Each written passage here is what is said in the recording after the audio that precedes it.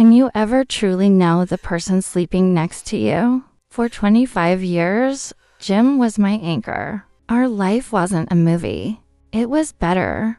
It was built on that deep, quiet knowing. The kind of trust where you never had to check your phone or ask where they'd been. We had our own traditions. Like the way he always brought me a cup of tea before the sun was fully up. Or our Friday nights spent just reading side by side on the sofa. I believed we were the lucky ones, the couple who had truly made it. And that rock-solid faith in him was the very heart of my existence.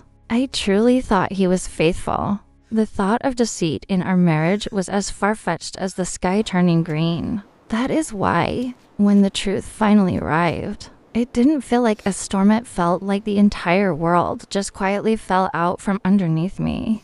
Yes. Let's write Module 2, detailing the immediate, physical shock of the first discovery. I was walking through the town square, picking up flowers for our anniversary dinner. When it happened, I saw him, Jim. My eyes went straight to him, but something was wrong. He wasn't alone. He was laughing, leaning close to a woman I'd never seen, holding a little girl with that same quiet smile Jim only used when he was truly happy. The sight was like a cold, physical punch to my chest. I couldn't breathe. My brain instantly went into panic mode, trying to argue. It's his cousin. It's an old work friend. It's just a terrible misunderstanding. But my soul knew the truth. I dropped the bouquet, and the roses scattered on the pavement, exactly like the pieces of my life. I couldn't move. I couldn't call out. I just stood there, watching this beautiful, easy family moment that belonged to someone else. It was in that paralyzing moment that I first felt that dreadful chill. The truth about my husband's double life finally shattered me. The moment I got home that day, the quiet certainty of our life was gone, replaced by a terrible, gnawing suspicion. My first instinct was to confront him, but then I stopped. What if I was wrong? The denial was fighting hard. So, in silence, I started looking. I didn't want to. It felt dirty. But I had to know the truth that was worse than the divorce. I found little things. At first, a new credit card statement mailed to his office, a receipt for flowers that definitely weren't for me. And then, the worst thing, a small, strange key hidden inside his old fishing tackle box. It wasn't our house key. It wasn't his office key. Late that night, while Jim snored softly beside me, I held that key in my hand and realized that key didn't just open a door. It opened a hole in the middle of my marriage. Every single small piece of evidence I found didn't just prove an affair. It proved he had been living another life right under my nose. I had to know what door that key opened, no matter how much it hurt. I used that key, trembling, and what I found was not just a second bedroom, but a second home, a life fully lived. There were family pictures on the wall, not just of the woman and Jim, but of birthdays, holidays, and school achievements stretching back nearly 15 years. That's when the full weight of it crushed me. It wasn't a mistake he made last year.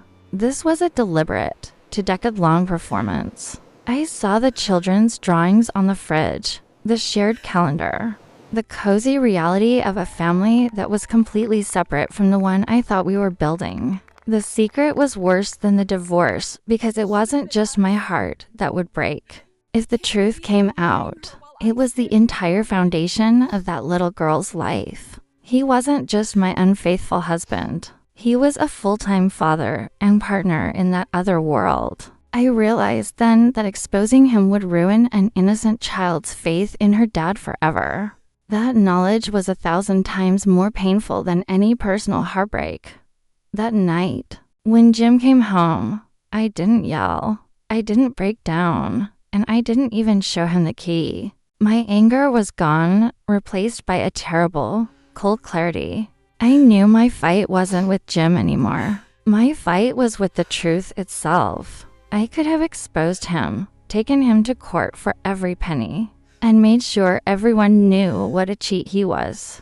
But if I did that, the story of his life wouldn't be unfaithful husband. It would be father arrested or dad ruined the family in that other home. And that innocent little girl, the one with his eyes, would suffer a loss far worse than mine. So, I made the agonizing choice to become the villain in our story. I was quiet.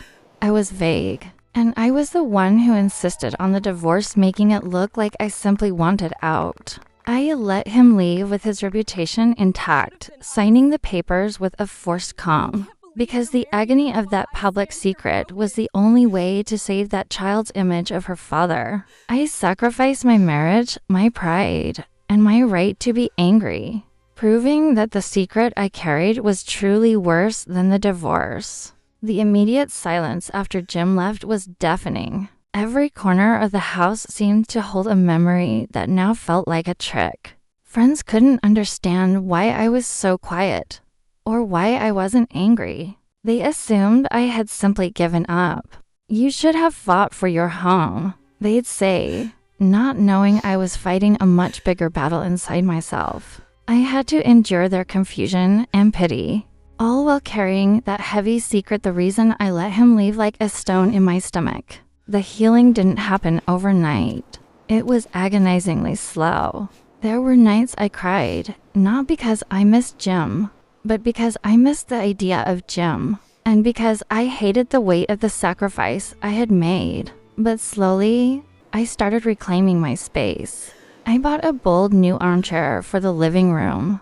I stopped cooking dinner for two, and I began to realize that the tears were cleaning out the old lies, making room for a true, honest peace. It took time, but the day finally came when I realized I wasn't defined by the lie he lived. I was defined by the difficult, honest choice I made. The shattered pieces of my marriage didn't disappear, but they were reforged into something harder and stronger: self-respect. I started that painting class I'd always put off. I traveled to a quiet coast town by myself, and for the first time in years, my laughter felt completely real.